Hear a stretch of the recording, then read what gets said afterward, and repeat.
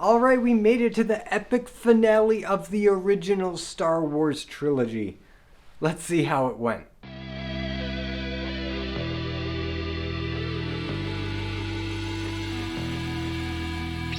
Return of the Jedi. So Return of the Jedi came out in 1983 and is the final installment in the original Star Wars trilogy, and it concludes the stories of Luke, Han, and Leia, and Darth Vader, and the Rebels and the Empire, at least until Disney buys the rights. But at the time, this was it. This was the end of their story, and as a conclusion to their stories, it's a pretty satisfying ending. What isn't as satisfying, however, is the sheer magnitude of changes that George Lucas made to this movie over the years. And while I have had my gripes of some of the changes in the other two movies, this one may be the worst offender of the bunch. I know everybody likes to talk about the Han Solo Greedo who shot first debate and how stupid it is, and a lot of people say that that's the most offensive change. No, I think some of the changes in Return of the Jedi are worse. So Return of the Jedi opens shortly after Empire Strikes Back left off, and we're on this mission to rescue Han Solo. And piece by piece, all of our heroes infiltrate Jabba's palace in one way or another. The droids basically get bestowed upon Jabba as a gift of goodwill from Luke to bargain for Solo's life. Lando Calrissian is there undercover as a guard or bounty hunter. Leia sneaks in disguised as a bounty hunter trying to sell Chewbacca to Jabba the Hutt, to accompany Han Solo in his collection. And last but not least, Luke Skywalker himself enters in a very dramatic fashion. He's all in black. He looks kind of like the Emperor. In fact, he uses Force Choke on the Gamorrean guards, these pig guards, which if George Lucas's world building is as consistent as he likes to think it is, that's a little bit of dark side creeping into Luke's Jedi powers, which is like, oh, maybe he's not that different from Vader, his father. Maybe he's got some dark side in him. I don't know. It's an interesting conversation starter that definitely gets developed later in this movie, but here, it's just a tease. And Luke comes in and he bargains for Solo's life, and Jabba's not having it, and he drops him down the chute into the Rancor pit. And I'm already jumping around a little bit because this is not the first time we've seen Jabba use the Rancor pit.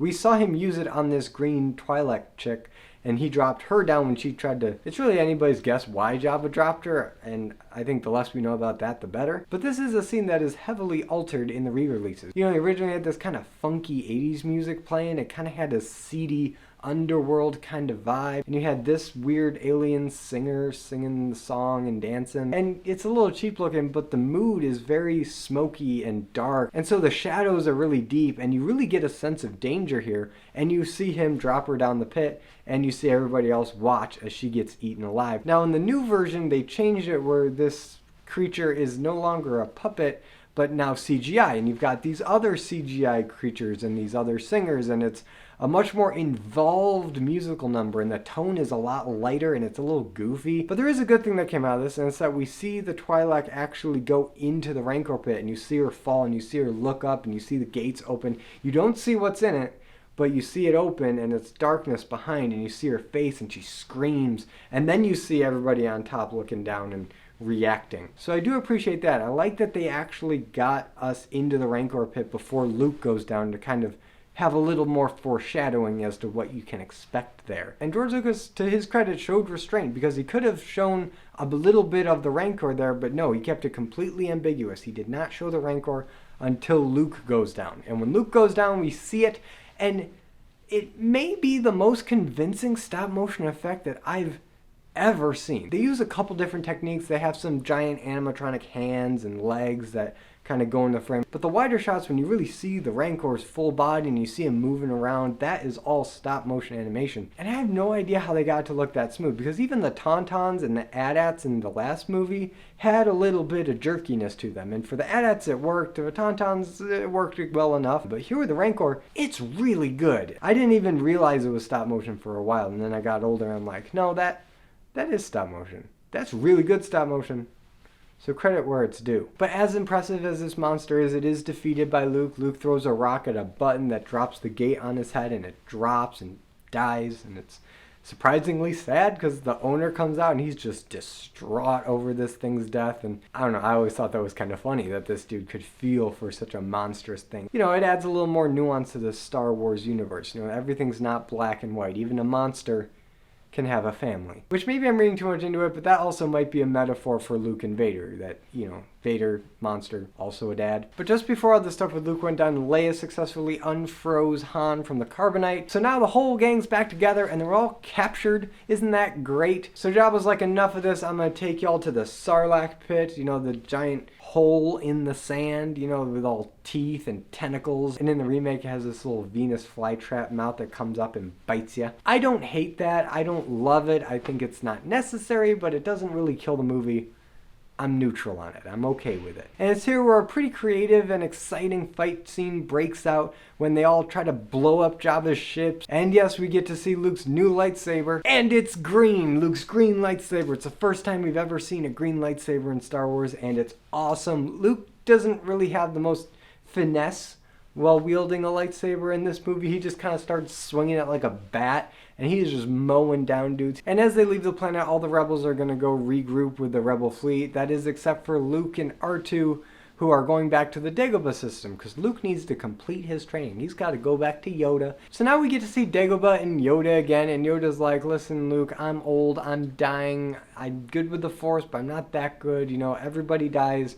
I'm 900 years old. It's time for me to just go to sleep. And Luke's kind of distraught at this. This is the second mentor that he's had, and now they're both going to be dead, and he's going to be the last Jedi, and he doesn't know if he's ready to take on that responsibility. And Yoda says, all you need left, Luke, to become a true Jedi is to confront your father, confront Vader.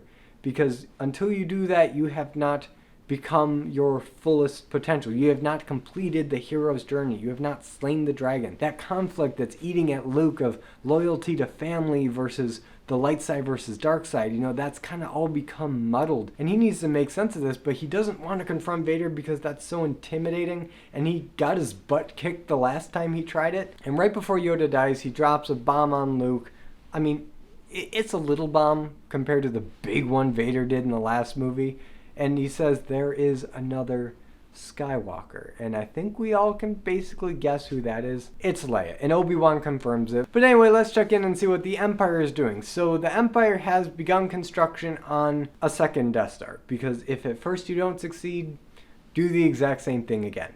That's the Empire's way. And Vader arrives to try to put them back on schedule because they're not doing it fast enough. Because while they had about 17, 18 years to build the first one, they've only had like, I don't know, maybe 3 or 4 years max to build this one. Stop slacking, guys. You know, we got to get this done. And Vader's here to put them back on schedule. And not only Vader, but the Emperor himself arrives. And he's played by Ian McDiarmid in probably the best old man, evil man makeup that I've ever seen in a movie. He looks so good in this movie. For some reason, this look of Palpatine is my go-to Palpatine look. And you just look at him and you're like, yeah, that is the most evil thing in the galaxy. No question. And so the rebels get word of this and they're like, okay, guys, we got to rally the fleet. We got to attack this Death Star now before it's operational. And they explain it using cutting-edge 80s graphics, how there's an energy shield protecting the Death Star that's generated from the forest moon of Endor. And a strike team have to go down onto that planet, deactivate the shield generator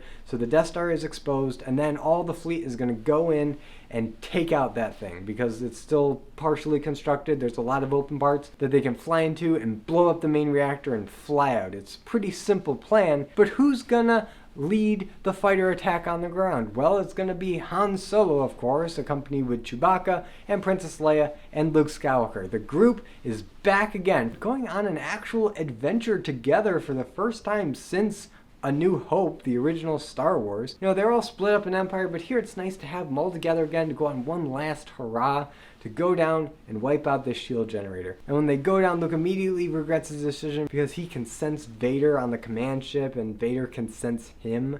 And he's like, oh, I'm endangering the mission. I just outed everybody here. They know that we're going down.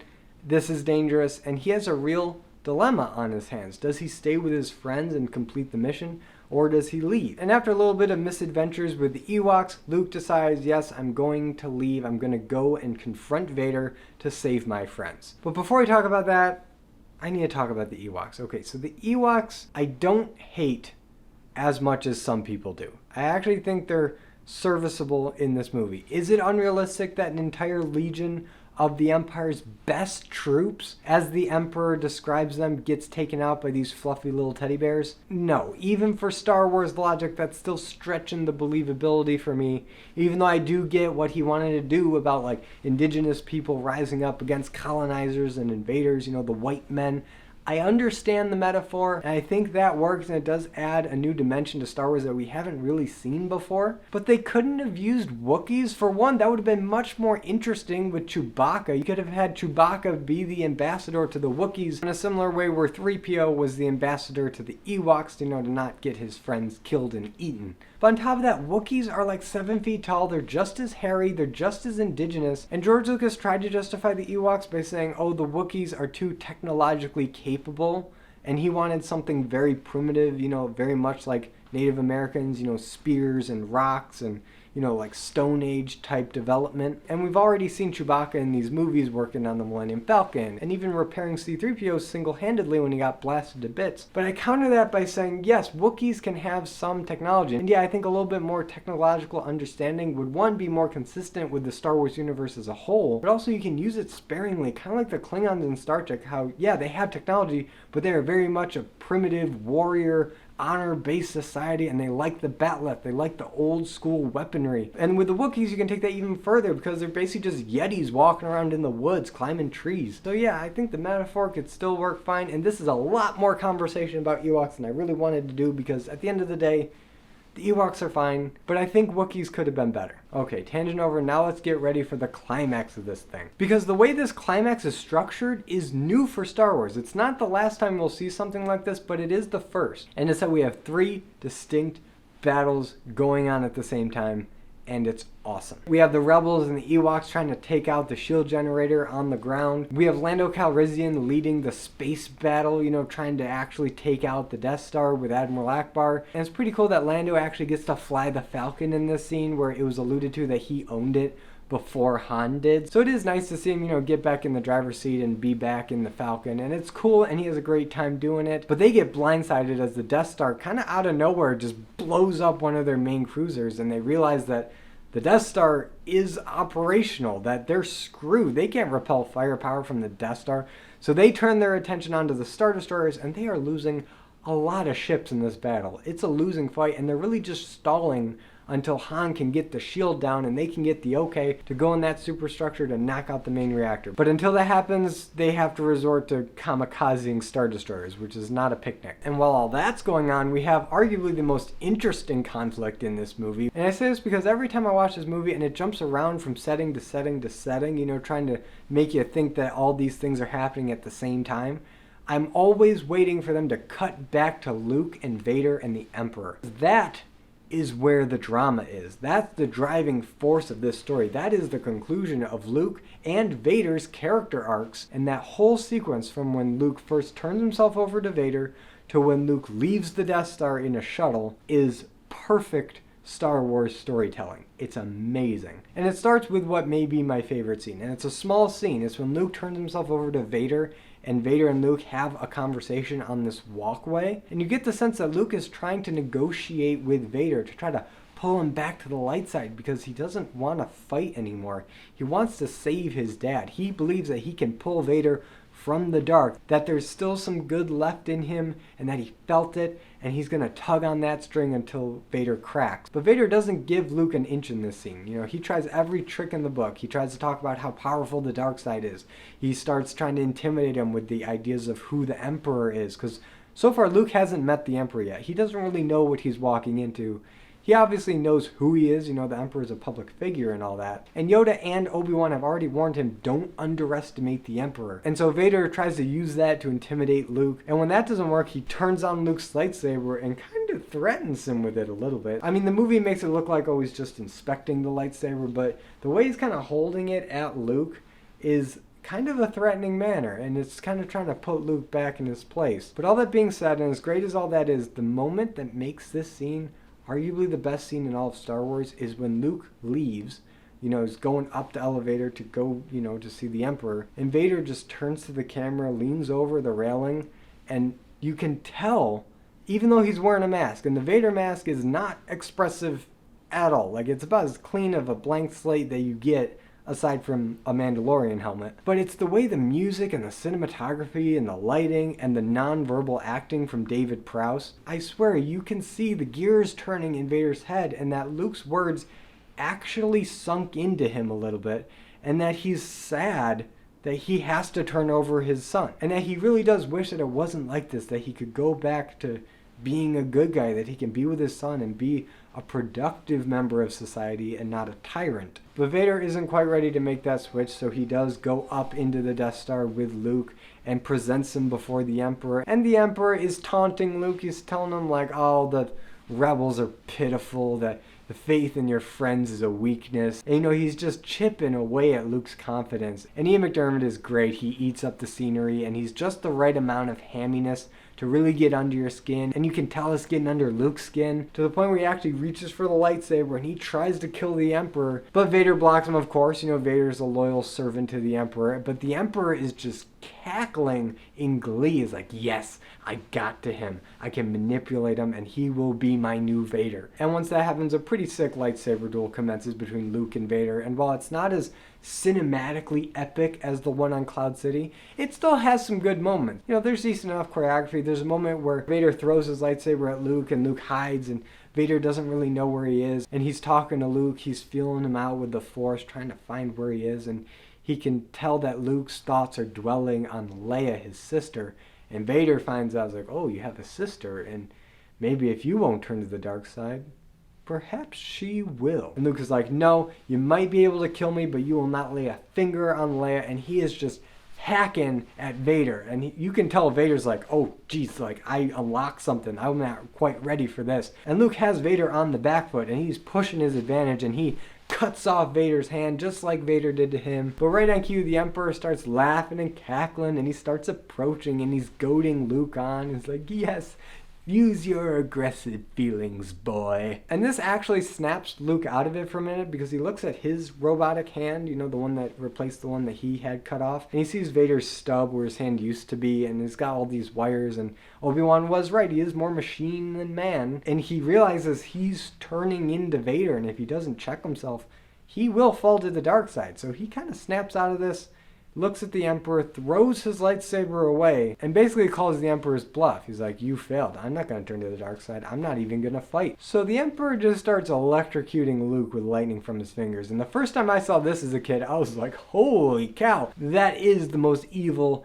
and ruthless and just most powerful being in the galaxy, because man, that Force lightning will kill somebody. And he is really laying it on thick with Luke. You can see the electricity like arc in his teeth, and it's really nasty, and Luke's writhing in pain. He's screaming. And then we kind of tilt up to Vader, which is an interesting choice, because while all this is going on, Vader kind of gets up to stand behind the Emperor. You don't really pay him any mind, but then you see Vader, and Vader looks at the Emperor, and then he looks back at Luke, and then he looks at the Emperor again, and then he looks back at Luke. And again, the nonverbal acting from Vader, the cinematography, the music, the tone of the scene, the pacing, it all sells the idea of Vader being conflicted. He's looking back and forth, and in your heart, you're just cheering Vader on. You're like, dude, just do it. Save your son. Fight back against your oppressive master. You can do it, Vader. And he does. He picks up the Emperor with one hand, no less, which I always thought was a pretty impressive feat. He's only got one hand. Granted, it is a robotic hand, and I'm sure his suit gives him, extra strength, but that's still pretty impressive. He picks him up over his head, and he chucks him down this exhaust port, killing the Emperor, presumably, until Disney. And guys, the thing George Lucas changed here with the re-release may be the most offensive thing he's done to Star Wars. There's one at the end that really bothers me, and that may be the worst, but this is a close second. It's this one in the ending, where it's not even the same story being told anymore, and you're compromising your vision, and it's just frustrating. And it's when Vader's looking back and forth between the Emperor and Luke, and back to the Emperor, and he says, no. No! Just like he did in Return of the Sith, that really stupid no that he did in that movie. Yeah, he does the same thing here. And it's no less stupid. In fact, it's more stupid and more offensive to David Prowse's performance, because we didn't need him to scream no, because we get it. And you know why we didn't need this change? Because we've had the original run of this movie, we've had the VHS tape release, we've had the DVD release, and all of those don't include the no. It's only for the Blu-ray and now the Disney Plus streaming versions and keep the no in there. And the reason I bring that up is because at no point in all the decades leading up and all the people that saw this movie leading up to 2011, the year that the Blu-ray version came out, did anybody ask after finishing this movie, well, why did Vader throw the Emperor down the shaft? Nobody asked that question because it's been built up, it's been talked about, the cinematography, the scene itself is so great because nobody needs to say anything. It just speaks for itself. And even the stupidest, most thick-headed moviegoer out there can understand that. They don't need it spelled out for them. Okay, I've got my composure back. Let's continue. So now that the Emperor's defeated, Luke and Vader exchange words. When the Emperor died, it kind of shorted out Vader's suit, so now Vader's dying. Which is surprisingly sad, because even though Vader has done so many atrocities in this franchise, he's killed a lot of people and threatened even more. In his last moments, Vader is a hero. He's redeemed himself in the eyes of his son, and now that he's dying, it's a touching moment. And to commemorate this, Vader has Luke take off his helmet and mask so that he can look at his son with his own eyes. And when he takes off his helmet, we see Sebastian Shaw's Vader, who's just a spitting image of Humpty Dumpty with a crack in his head and everything. And he has some kind words to give to Luke and promptly dies. And there are some minor changes between the versions here. You know, mostly the actual face, they kind of made it look a bit more like Hayden Christensen, you know, in the nose. And I think they changed the color of his eyes.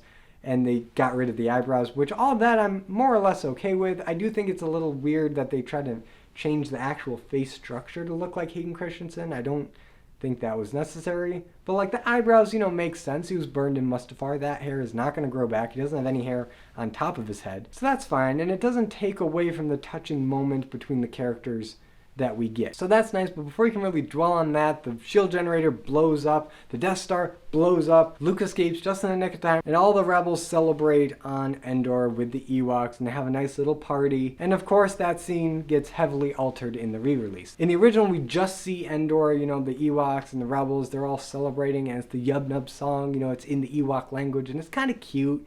And it's just this quaint little celebration. But in the re-release, it does something that I actually do appreciate. You actually see how all of the other star systems are celebrating. You see Coruscant, you see Naboo, you see Tatooine, you see Cloud City, you see all these other planets because, yeah, this is not just a victory for the rebels on Endor. This is a full-on revolution that's happening. The Empire is crumbling before our eyes, and a lot of people are going to want to celebrate that. So it is cool to see how people are celebrating elsewhere. No problem with that. However, at the very end of that celebration, they screwed it up. They were so close. It's the last scene. And you just had to throw in one more thing that just doesn't make sense. And that's inserting Hayden Christensen as a Force Ghost. Now, most of you already know this, but during the celebration, Luke looks over to the woods and he sees two Force Ghosts. He sees Yoda and he sees Obi-Wan and he smiles. And then he sees a third being start to appear. And it's an old guy that we don't really know who it is, and it takes you a minute and you're like, oh, that's Darth Vader. That's Anakin Skywalker, you know, fully restored into his good guy form. He's still old, you know, like how Obi-Wan and Yoda were old when they died, but, you know, he's re-healed, got limbs now, he doesn't have the Humpty Dumpty head, he just looks like a dude. But in the re-release, they changed it to now it's Hayden Christensen, the actor that played him in the prequels. And George Lucas's reasoning for this was like, oh, well, it's the last time that Anakin was a good guy. No. That is a bold-faced lie. Did you not watch the scene previously? The last time Anakin was a hero was when he picked up the Emperor and threw him down a shaft, saving his son, redeeming him. That redemption in George Lucas's own mind is what warranted him becoming the Force Ghost. You don't see Sith Lords becoming these angelic beings after they die. This is something reserved for the Jedi. And the fact that Anakin appears at all is a testament to his 180 flip at the end of this movie. So no, I don't buy it that the last time Anakin was good was when he looked like this. He looked like this. And actually, more specifically, he looked like this. And that's just a bad change. And it does Sebastian Shaw dirty because he got limited screen time as it is. And they just cut that by half. But I gotta wrap this video up quick. So what do I think about Return of the Jedi? Well, it's really good. It's a good conclusion to everybody's arc. Lando's been redeemed. He's a good guy now. Han is a full-on general in the army now. He's found a cause he can believe in. He's with Leia now. Their romance has been resolved. And most importantly, Luke's arc is complete. He is a fully formed Jedi now. He's redeemed his father. He's redeemed his father's legacy and the Skywalker name as a whole. And that's really where this movie thrives. Because even though there are some some things that aren't that great, like the Ewoks, even in the original cut. The stuff with Luke and Vader and the Emperor at the end there is some of the best Star Wars stuff that we've gotten, and it's so great, and it's impactful, it's emotional, it's relevant, it's relatable to any person who's had a family ever. And what can I say? It wraps up this trilogy in a nice little bow, and I'm satisfied. But now I turn it over to you guys. What do you think about Return of the Jedi? And actually the question I want to pose to you this time is, of all the changes that George Lucas has made to the original trilogy, what is the one that upsets you the most? What's the one that really did it where you're like, they've messed up the movie, they've ruined the movie, I can't stand this? Whatever you think, let me know in the comments, and if you like this video, be sure to give it a like and subscribe for more content, and hit the notification bell to be notified every time I upload a video. And as always, I'm Colby, this is my Nerdy Talk, and I'll see you in the next video.